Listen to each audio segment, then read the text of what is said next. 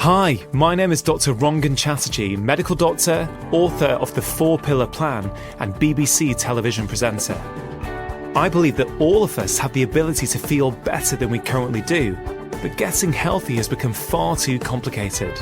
With this podcast, I aim to simplify it. I'm going to be having conversations with some of the most interesting and exciting people both within as well as outside the health space to hopefully inspire you as well as empower you with simple tips that you can put into practice immediately to transform the way that you feel. I believe that when we are healthier, we are happier because when we feel better, we live more. My guest today is someone who's made a huge contribution in making it easier for us to make healthy fast food choices. It's Mr. John Vincent, co-founder of the healthy fast food chain Leon. John, welcome to the show today. Thank you so much. And John, I think it would be interesting to start by just sharing how I first came across Leon, which was literally in the last few years. I've been spending a lot of time in London with my media work. And, I'm always on the move. I'm busy. And I really take nutrition seriously, and I always try and see what can I buy that's healthy, that's fast, that nourishes my body without breaking the bank, that also is going to help me feel good. And actually, that's how I discovered Leon. I thought your menu, I thought the food was fantastic, and I thought it really helps people eat well and makes it easy for them. How did you come up with the concepts of Leon? Well, can I just say, first of all, thank you for getting it. So what you just described is really the reason that we started Leon, for those exact reasons. We wanted to contribute to people's well-being and make it easier for everyone to eat and live well by solving a big problem that we felt existed around fast food. So we really reframed fast food around the idea of sort of if God did fast food or fast food in heaven. So really we thought, what would that be? And we thought, first of all, the food would absolutely taste amazing. And I think none of us want to deny ourselves flavour, and none of us want to deny ourselves the delights of eating good food. But then we thought the fast food that we serve has to do us good. So very much based on the principles of the Mediterranean diet around things like lots of olive oil, nuts, seeds, very limited sugar, very limited bad fats, a lot of fruit and vegetables, lots of herbs and spices. So very much following the Mediterranean food principles. And then very much, as you say, affordable. And there's no point in doing fast food for posh people. So we had to make sure that it was affordable and kind to the planet. And the reason we got there, from our personal journey, we were actually working sort of 100-hour weeks, literally 100-hour weeks, not able to do the things that are in your 4-pillar plan very easily. So we weren't eating well. We were eating cold sandwiches or fast food or pizzas. We were not sleeping well enough, and we didn't have effectively the time to exercise. So really, Leon was the antidote for our own lifestyles, as well as hoping to provide a solution for others. Wow. I mean, incredible story. I mean, one thing I find, John, when I give my patients healthy lifestyle advice in the consultation, some people just find it too difficult because the modern environment is set up in such a way that it can be challenging. And I think that's where Leon is a great example of how we can actually help people to make healthy choices. I think you're absolutely right. I mean, I remember being in front of an advisor at the gym a few years ago, sitting there, and him saying, you know what, if you were to exercise more and be more relaxed and eat better, you'd actually lose weight. And I kind of pretended to myself that it was just the knowledge that was getting in the way. Oh, if only I'd have known this, I wouldn't have been so unwell for so many years. And so clearly what I love about your approach, Rangan, is you're actually helping people take that knowledge and actually turning it into something actionable and practical. And for me, it's often the practicality and context in which we work and live. We might be parents, we might be busy at school or university, we might be grandparents, we might be carers. And actually having the opportunity and the ease to actually put that theory into practice is what most people are missing. And for me, fast food is accessible. It's ubiquitous. We had to replace the bad fast food with good fast food to make it really easy for people to eat well. We can't just do organic cafes in the middle of nowhere in posh hotels. We have to be on the high street where a traditional fast food chain used to be. So it's that ease and accessibility and plugging into people's lives that we felt we had to get right. Yeah, I so resonate with that, because it's all very well saying that we've all got to, prepare all our own food from scratch and buy it local. But the reality is that, frankly, some of us are going to do that some of the time, but most of us are going to find it too challenging. We're going to go, we're going to want that quick fix option. And look, I talk about myself. I'm very proactive with my health.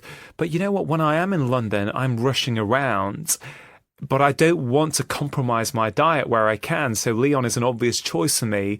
It reminds me actually of a practice I used to work at in a place called Oldham.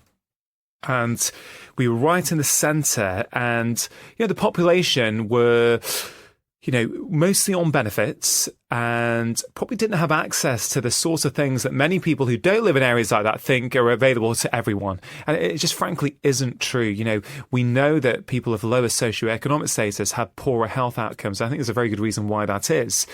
And I remember in that practice, if I ever forgot to bring my lunch with me, it was incredibly challenging to buy a healthy lunch in a 1 mile radius of that practice. You'd have to be incredibly motivated to walk that extra journey, get in your car, drive there and actually buy something healthy, because there was a plethora of kebabs, fried chicken, fries, and very attractive prices. So for people and families who don't have that much disposable income, that's where they would turn.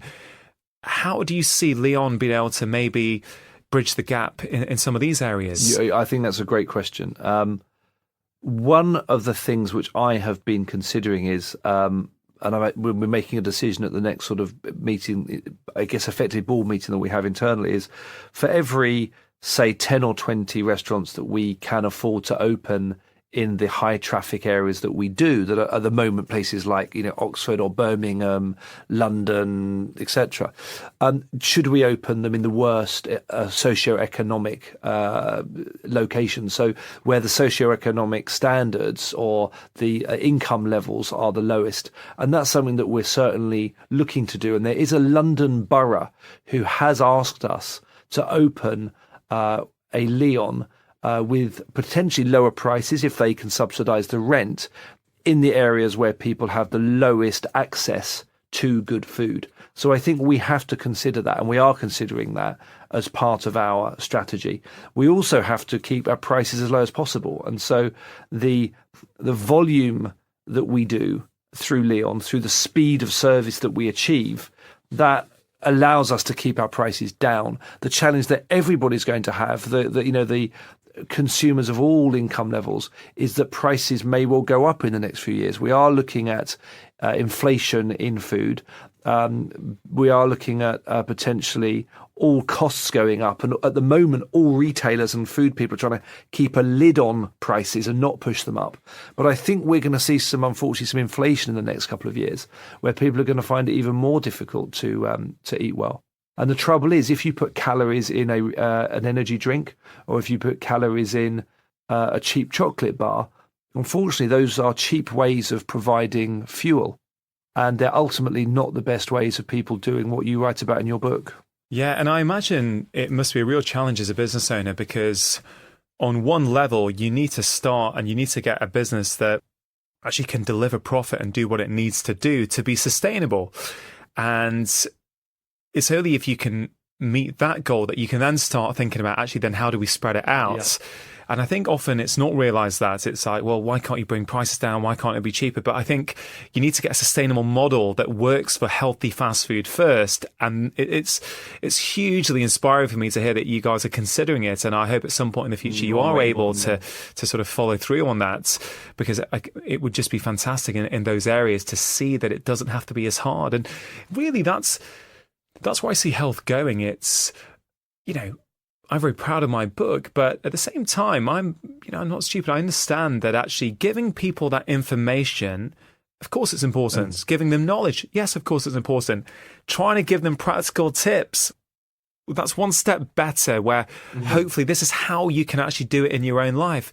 But ultimately, we've got a very challenging environment we live in, whether it's food, whether it's the fact that we're so busy and we don't get time to switch off, and we've got too many things to do, so we neglect our sleep. Ultimately, if the environment makes it challenging for us to be healthy, knowledge, personal responsibility only goes so far. I agree with you completely. I've got a fantastic book called The Pleasure Trap, which it really explained why we're hardwired to do the things that we're hardwired to do around the dopamine response in the brain. And Rongan, you'll be much more familiar with this from a scientific and medical perspective than I am. But I was struck in the book by the fact that in nature, things like sugar, and you know this, right? Things in nature like sugar were scarce. We couldn't necessarily reproduce it, and I'm using the word reproduce in inverted commas there.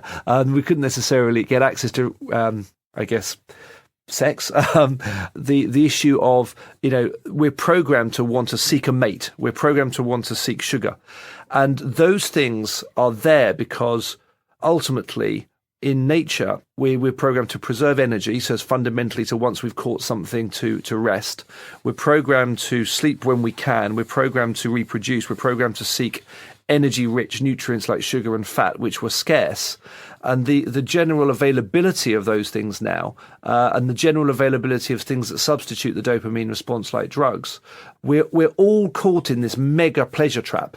And at the same time, we are also working too hard to try and achieve those things. So I think we are immensely off balance, immensely off kilter as a society. And you only have to see it in the hospitals, where the most ill-looking people are typically the people looking after the other ill people. So I think we have to fix it. We have to make Britain less unwell. Yeah, absolutely. And I think what you're trying to do with your business is a key part of that.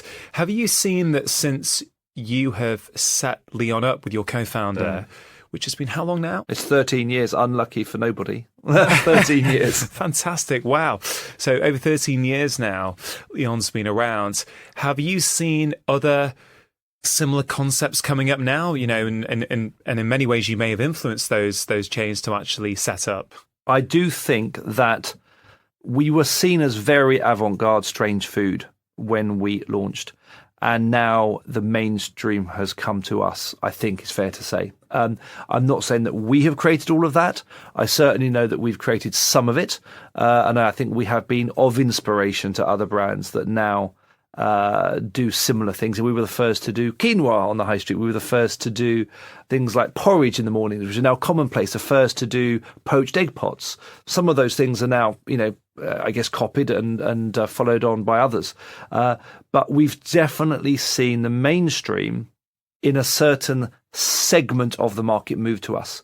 What we are yet to see is, as you have said before in this conversation, we're yet to see every area of Britain or every area of society buy into and adopt those eating habits. I think that we are seeing a divided Britain when it comes to the sort of super salad quinoa eating, olive oil mayonnaise people over here, and people that either don't yet understand that or buy into it or can't get access to it over here. And I think that unfortunately food has reinforced the potentially divided society that we already have. Yeah, I think that's such a key point. And you make me think of a recent trip I had to California, and I was staying with a friend in Santa Monica out there while I was doing some work there. And, it's an affluent area. There are lots of healthy, organic type cafes and places to eat. And even if you want some takeaway, you can go and get some really healthy takeaway. And I thought, this is a bubble. This is not how the rest of America is. It's not certainly how the rest of the UK is. And I think depending where you live does actually in many ways influence what you have access to or what you even consider normal. Can I say one interesting thing is that if you were, after the Second World War, we know that actually it was a period in which through the rationing period, people were less obese than now. Probably people had definitely a few allergies than they seem to now. And I think that what's interesting is that it used to be in the late 40s and even in actually the 30s that not having much money, ironically, was actually a route to health. Yeah. And if you look at the Mediterranean diet now, part of the reason that people in their 90s are healthy now as healthy 90-year-olds in these villages in Italy, yes, it's the inflammatory effect of things like olive oil, rosemary, herbs and spices, but it's also the fact that when they were growing up, they worked hard and they didn't actually eat a ton of food. And I think what's happened now is that if you're less well off in today's society, you're still taking on a ton of sugar and a ton of potentially misformed fats that you didn't after the Second World War. So it's the irony is that it was a lot healthier to be less well off in the 40s than it is today. Yeah, and I think that's the challenge. I know, and that I think some people might find that politically incorrect, but it's just a fact that we have to understand. Yeah, the more we understand, the more we can actually start, coming up with strategies to help. And, I've read that in Victorian times, and please correct me if I'm wrong here, if you know more about this than me, but I read that in Victorian times that obesity was a disease of the affluents. It was a condition of people with more money. They could access the sugar. White bread as well, and sort of, all the sugary carbohydrates. Yeah, absolutely. And arguably they wouldn't be as physically active as maybe people out there working in the fields and doing what they need to do. So it's remarkable how it has changed. What I find so fantastic about the book that you've written, Rongan, is we for a few years now have been trying to form the idea of what we call a well-being multiplier, which are all the ingredients that we've been trying to understand contribute to health. And I think that we've always had an instinct that mental health and positivity, being in tune with the planet, resting, all of these things were just as important as the principles of eating that we have within Leon.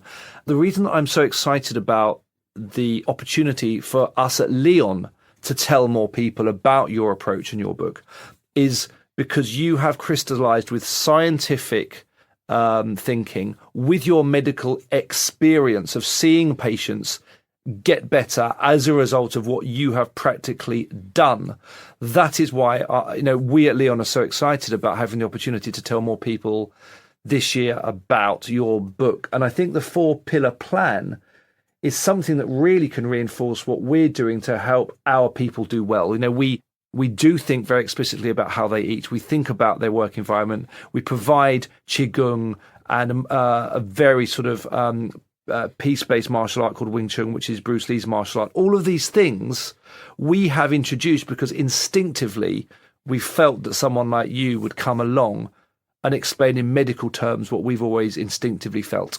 Yeah, thanks for that, John. I mean, it's a great pleasure for me to actually be teaming up with you and your company in some ways, because the more of us that can get on board and actually sing from the same hymn sheet, the more likelihood there is that we're actually going to really make an impact and transform people's health, which is ultimately the goal. This is why you do what you do. This is why I do what I do, is because I believe that we can all these days probably be a little bit healthier than we currently are. But I want to get the information out, and actually Leon is helping make it easier for people to make some of those choices. So, I think it's a great collaboration, and I hope we can help a lot of people. John, one of the questions I try and end on is asking my guests which of the 4 pillars, food, movement, sleep and relaxation, they struggle with, if you struggle with any at all. I just struggle with the first 4 pillars of the 4-pillar plan.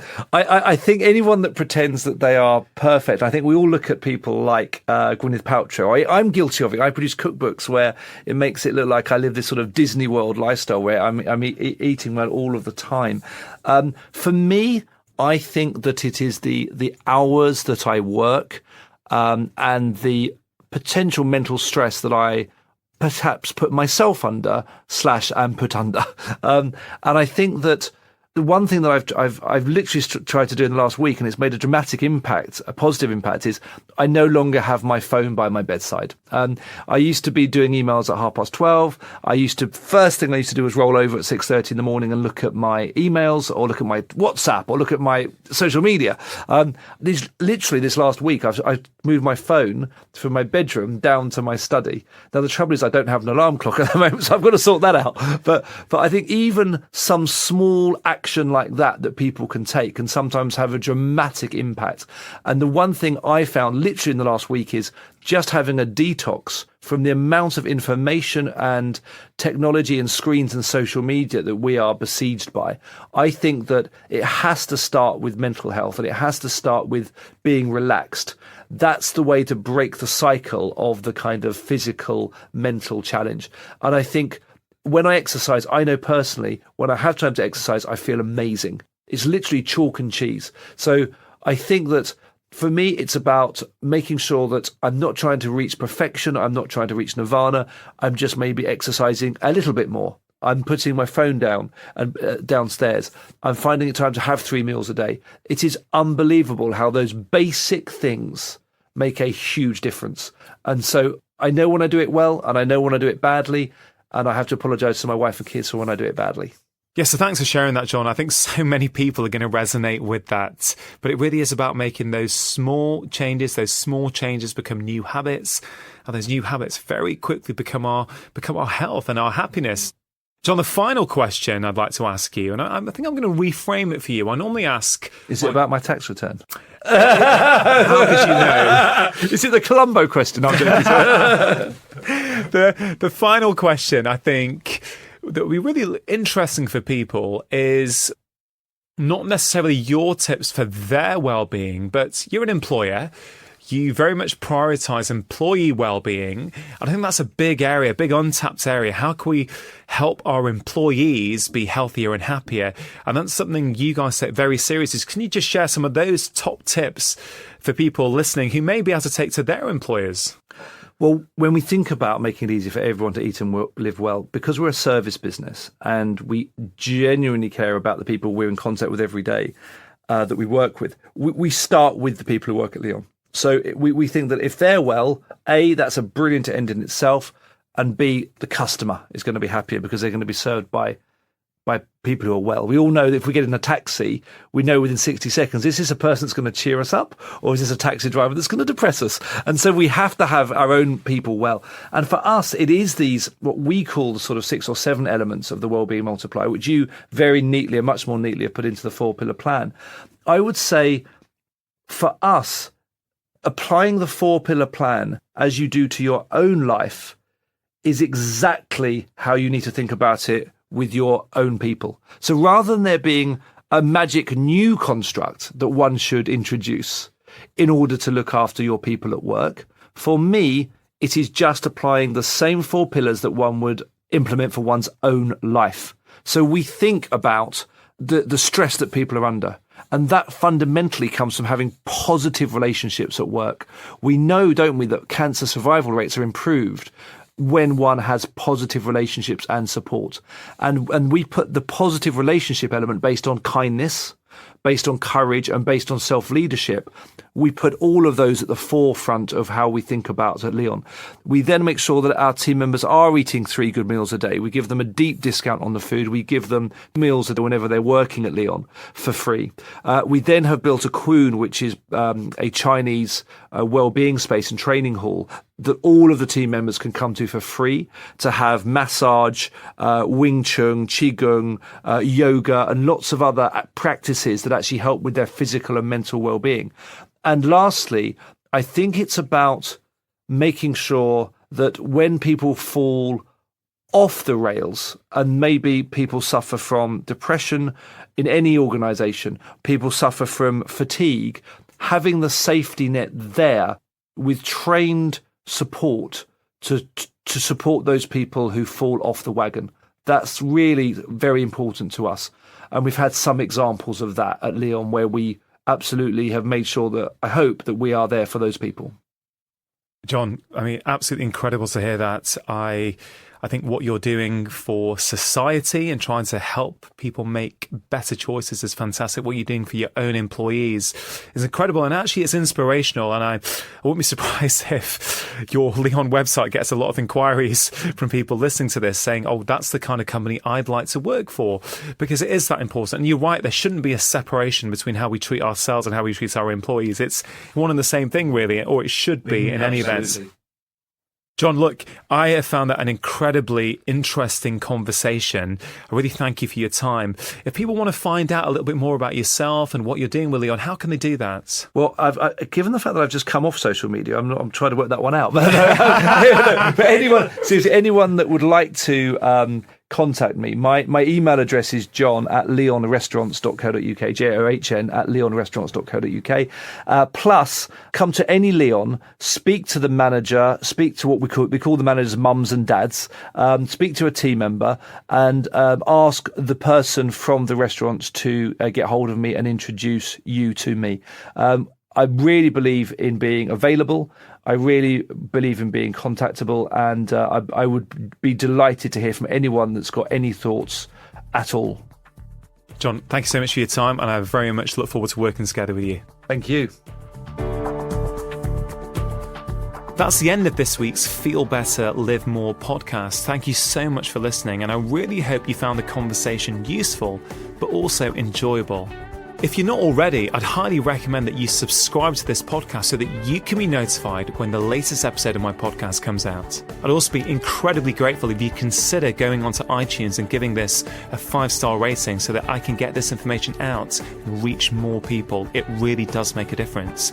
And if you have any suggestions for people you'd like to see me have conversations with on this podcast, I'd encourage you to get in touch with me on social media using the hashtag FeelBetterLiveMore. You can find me on Facebook and Instagram using the handle @Dr. Chatterjee, and on Twitter using the handle @Dr. Chatterjee UK.